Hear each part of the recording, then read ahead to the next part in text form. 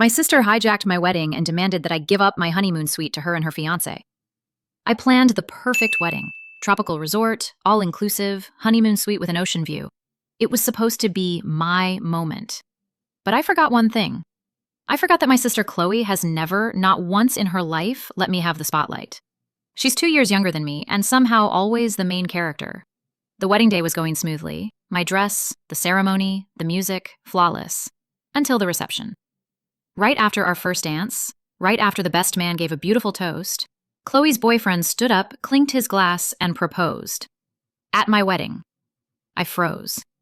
The crowd gasped, then cheered. Chloe screamed yes, they kissed. All eyes were on them. I should have said something. I should have screamed. But instead, I smiled. I let them have their moment. And then I slipped away and cried in the bridal suite bathroom. But it didn't stop there. The next morning, still in her bridesmaid robe, Chloe came to our door and said, "Can we use the honeymoon suite for a couple nights? Just 2, it would mean so much." She smiled like she was doing me a favor, like this was some cute sister moment. I blinked. "You want our room?" "You already had your wedding," she shrugged. "We just got engaged. It's romantic." I said no. Politely, firmly, no. And that's when it all blew up. She called me selfish, said I was obsessed with control, that I should be grateful she made the night memorable. My parents took her side. "It's just a room," they said.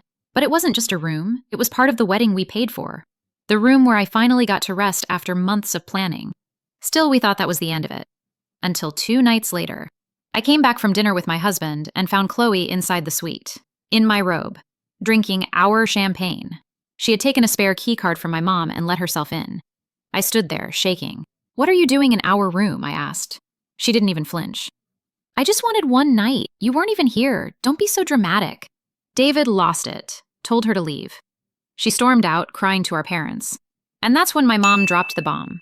"Just let it go. She's going through a lot." What? Going through what?